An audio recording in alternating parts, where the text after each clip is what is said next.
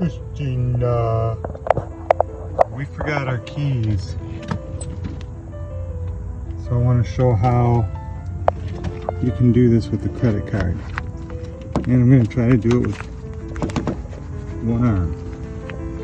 You want to kind of get underneath where the latch is, and you want to kind of imagine where it is. Now, obviously it should be lateral to that. You want to imagine the bolt. There's a little part. See, look at them. Off the leash, please. Okay, up then you're going to have that wooden board on the other side of the card. So that'll be helping you out. So you can imagine it in between here and there. Just like if you try to close it, you cover that hole and you see it won't close.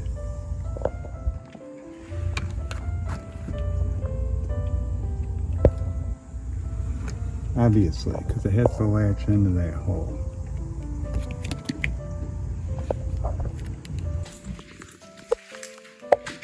Leash off of you, good buddy. Mwah. You're such a good dog. Yes. By the way, kissing your dog. Hello and goodbye. Helps them with separation anxiety. And with a couple other things in your life with your dog. They will love you more for it. Not that they don't love you already, but it's all about respect, really. If you love your dog, give it a kiss once in a while, especially when you're coming and going. So a few more pointers about breaking in with a credit card. Number one, if you care so much about the finish of the paint and the door jamb, then you should just get stranded and not break in, or climb up through a window, or call a locksmith, or whatever other crazy shit you gotta do to gain entry into your home. But if you don't mind a scratch or two, and I mean I painted this door 3 times already, you know, it's probably gonna get painted again in another year or 3, then I wouldn't worry about it. Sub-point number 2, don't use a card that you care about.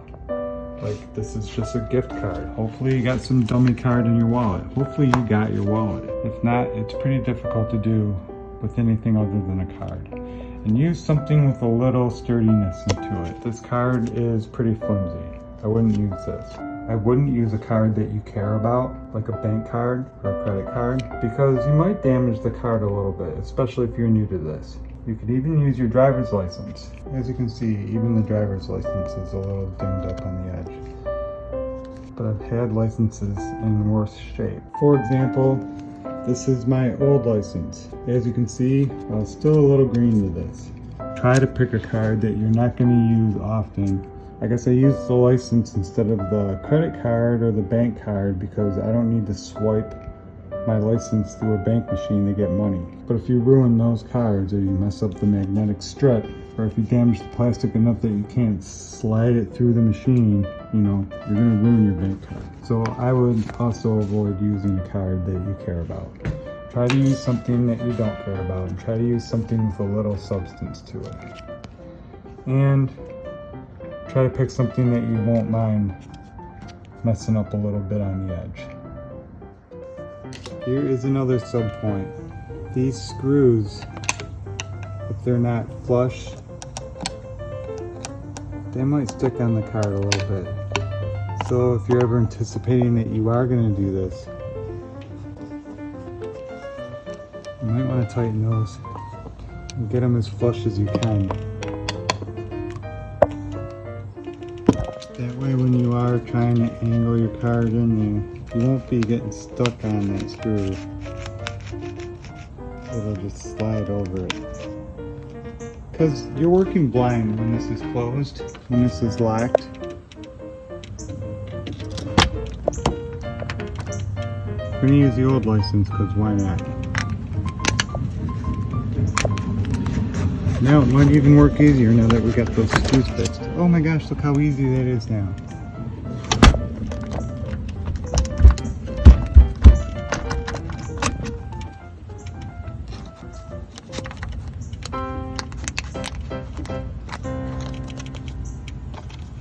I'm going to try and pick the most straight edge. See, look how easy that is now that I got these screws fixed. Way easier than the last time. So it may not just be you, it may be the condition of your latch. So make sure you secure it. It's not a bad idea anyway. Here's the point, whatever, if you are using an old license and somebody stops you or calls the police, you have your license to identify your address. If you're breaking into your own house, no one can really get you for that. So be ready to prove it. Maybe that might be a good idea to use your license. Plus, you can just get a new license. I mean, you can get a new bank card and everything too, but you gotta wait for whatever you're getting. And like I said, you use a bank card every other day or so, you're not gonna wanna damage that card. Here is another sub point for you. If you use the bolt lock, you cannot perform this trick. There is no credit card trick for sliding this back. As you can see, this latch has this angle to it, so the card can slide in. Now, just out here with the door open, when the door is closed, it's going to keep the card straight. It's going to keep it from buckling and folding. So that's going to be actually your guiding grace here. That's what's going to keep the card from buckling. But you can't do it with the bolt. Oh, see, it still tried to close a little. It wants to latch in there, but it can't because that little latch has to go into that hole. Which this is all probably shit you know already.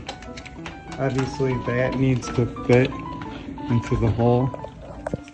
But if you can see what I'm talking about, if you got the wood on this side and you're trying to pry it in and it buckles just right and the other wood is holding it, it will slide out because it is in an angle depending on if the door pushes or pulls. And there are other ways of getting in, but they're trickier and they involve wires. Not everyone's always got a wire just lying around. That's something you could use with, like, if they have a guard plate, like, you know, one of those plates that gets bolted on here and there and covers. Actually, that would be like right here. And that would prevent you from doing it.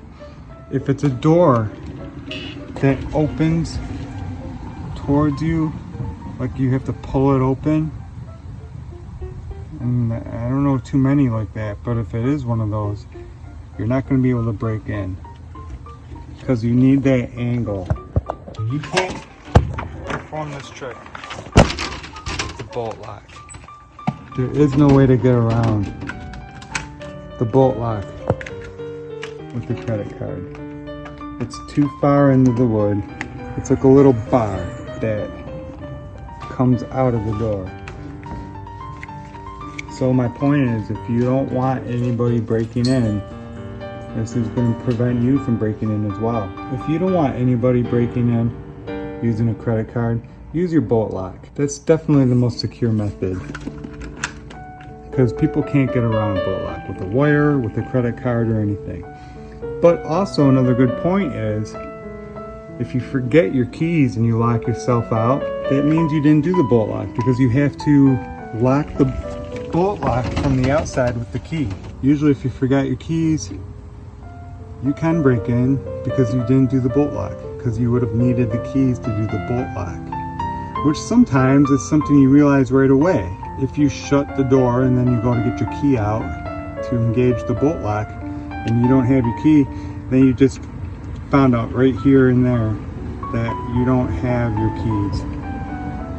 And then maybe you could perform this trick, break in, get your keys, and then engage the bolt lock. In my opinion, the only way to be sure that no one's going to be able to break in would be setting the bolt lock. And I just wanted to add one final note. This weather seal, it can be damaged. I've damaged it trying to do this before. I don't know how or why, because now it's so easy now that I've gotten used to it. These weather seals are easy to replace as well. match the one going around everything else as far as the gauge or the size. But for the most part, I don't even remember how I damaged it, because the credit card going in this way shouldn't do any damage to that. I think I was probably trying to use something other than a card. Just use a card. If you don't got a card, you're shit out of luck. And good luck.